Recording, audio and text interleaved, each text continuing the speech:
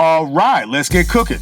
Welcome to the latest edition of Chin Check Sports Radio. I'm your host, JD. I want to thank you all for taking the time out to join us. And as always, we welcome any suggestions, feedback, comments, and criticisms, which improves the quality of our program, which ultimately improves your listening experience. Before we get started, we want to send all of you thank you for your tremendous support. People are slowly but surely finding out about who we are and what we do. They enjoy and respect the passion with which we speak. But as we always say here at Chin Check Radio, we do this because we love it, and we are simply sharing our passions with you all as we continue to build our listening army to take over the world. Before we begin tonight's program, we definitely want to say rest in power to rapper Coolio, West Coast legend, West Coast pioneer to gangster rap, who died at the age of 59 years old. Coolio started off with rapper Dub C from the West Side Connection, Dub C and the Mad Circle, one of those early gangster rap groups. But Coolio really became very popular with the song called Fantastic Voyage from his first solo album, It Takes a Thief, which was a remake of the old school song by the group Lakeside. His most popular song is Gangsta's Paradise, off the album Gangsta's Paradise, from the hit movie Dangerous Minds, or their soundtrack rather, starring Michelle Pfeiffer. That song, till this day, and we're going back, 95-ish, 96, till this day, that song is considered one of the most popular songs in hip-hop history. Let that sink in. And another popular song was See When You Get There from the Nothing to Lose soundtrack, which is the movie that starred one Tim Robbins and Martin Lawrence, from the album My Soul from the year 1997. So definitely rest in power to that brother Coolio. And rest in peace to Dallas Cowboys tight end Gavin Escobar, who played with the Cowboys from 2013 through 2016, was a second round draft pick. Solid player for the Cowboys, so definitely rest in power to him as well. And definitely want to say to the families of those gentlemen, we at Chin Check Sports Radio, we offer our deepest sympathies and condolences, and mainly hope that time heals your wounds. We always say at Chin Check Radio, we are your go-to here on YouTube for Dallas Cowboys coverage. So the Dallas Cowboys 2022 Week 4 home victory against the Washington Commanders. I'm gonna have to get used to saying that. The Washington Commanders, formerly known as the Washington Redskins, the Cowboys' arch rival, arch nemesis, number one NFC East foe. So let's jump right into our numbers here.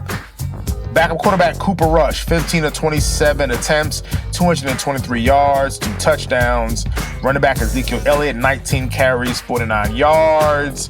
Tony Pollard, 8 carries, 6 yards. We'll get to that in a second. CeeDee Lamb, 6 catches, 97 yards, and 1 touchdown. Noah Brown, 3 catches, 61 yards. Ezekiel Elliott, 2 catches, 32 yards. Michael Gallup, first game action, 2 catches, 24 yards, and 1 touchdown. On the defensive side, Donovan Wilson. Folks, we have to say this about Donovan Wilson. He is definitely, if he keeps up his play, he is definitely earning Pro Bowl honors. I don't know what kind of offseason workout that this man has had, but he is out there making plays. He is like a heat-seeking missile on running plays, so we give him all the credit in the world. He has looked great the first few games of the season. He is credited with 9 total tackles and 8 solo. Malik Hooker, 8 total tackles, 5 solo, 1 tackle for a loss. Leighton Vander Esch, 8 total tackles, 5 solo. Israel Mukwamu, 6 total tackles, 4 solo. Micah Parsons, 4 total tackles, 4 solo, 1 tackle for a loss. Anthony Barr, 4 total tackles, 3 solo. Anthony Brown, 4 total tackles, 2 solo. Rookie Deron Bland, 3 total tackles, 3 solo, 1 interception. Congratulations, young man. Dorrance Armstrong, 3 total tackles, 2 solo. Osa Digazua, 3 total tackles, 1 solo. Dante Fowler, 2 total tackles, 2 solo, 1 sack, 1 tackle for a loss. Big Neville Gallimore, 2 total tackles, 2 solo, 1 sack, 2 tackles for a loss. Quentin Bohanna, big boy, 2 total tackles, 2 solo. DeMarcus Lawrence, 2 total tackles, 1 solo. Kelvin Joseph, 2 total tackles, 1 solo. Sam Williams, the rookie, 2 total tackles, 1 solo. Tristan Hill, 1 total tackle, 1 solo. And Trevon Diggs, 1 interception. Folks, we see at Chin Check Radio, we don't gloss over wins, nor do we overreact to losses, but the Dallas Cowboys are 3-1. And a strength of the Dallas Cowboys is clearly their defensive line. Now, I know some naysayers will say, well, you're playing against poor offensive lines. I mean, that makes it 3 weeks in a row. The Cowboys all of a sudden playing against poor offensive line.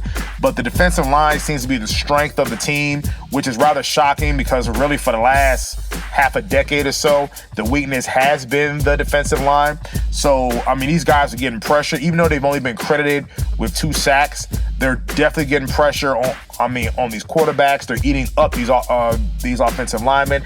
And this is really without Micah Parsons getting sacks the last 2 games, but of course we're not going to do this Skip Bayless. I only want him to focus on sacks. Micah Parsons was still making plays out there, making effort, chase down plays, so we don't want to hear that he didn't have sacks, stuff like that. He was still a force to be reckoned with on the football field. Big Neville Gallimore had a solid game. So we like what we see, especially on the defensive side. We like to see guys in the secondary. They're playing well. The aforementioned Donovan Wilson, I thought, played well. Again, if he keeps up this pace, he definitely should be getting some type of Pro Bowl honors, or at least getting close to being a Pro Bowl. So I'm definitely impressed with some of these guys on the defensive side. I don't know, Dan Quinn definitely has these guys believing. They're definitely doing their thing, so we're definitely proud of the defense. Of course, we can't just gloss over wins. In terms of run the football,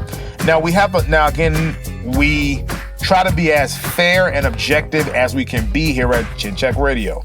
The running numbers didn't look good today, especially on the offensive side.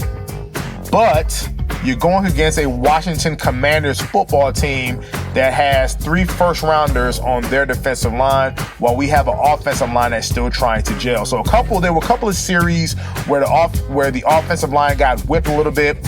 You had Jonathan Allen making plays. You had Deron Payne making plays. So we really couldn't get the running game off the ground like we needed to be, but it was effective enough for what it needed to be.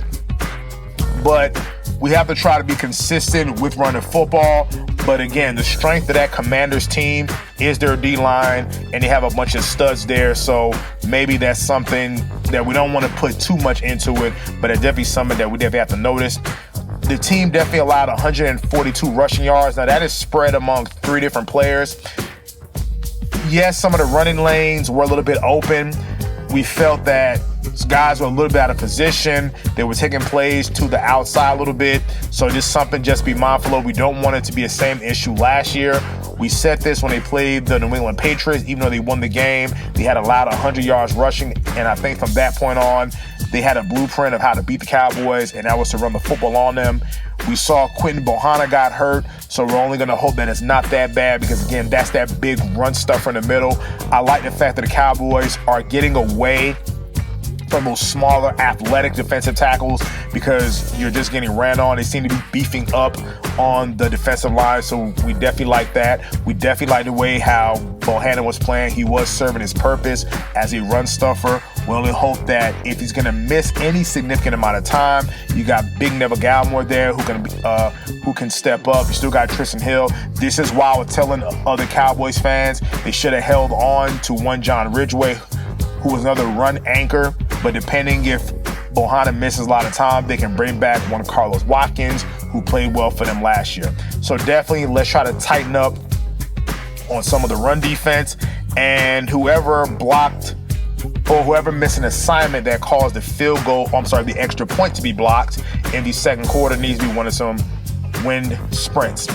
Folks, again, the Cowboys are doing what they need to do. Cooper Rush is doing what he needs to do.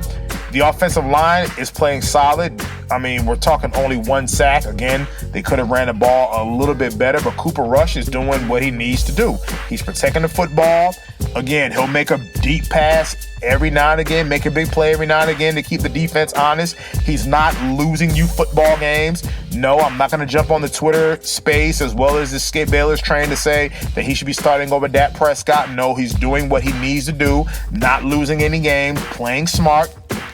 Again, the small sample size from the first game where Dak being unable to work with the receivers that we have, but Cooper Rush is able to work. He's able to work with the receivers. Yes, that does raise an eyebrow, but Dak Prescott has been, for the most part, been a model of consistency since 2016. So based on 3 starts, consistency, not ready to just tell Dak to go sit down just yet, despite what some Cowboys fans are saying and a lot of Cowboys haters are saying. Cooper Rush is doing what he needs to do in order to win ball games and in fact not lose ball games.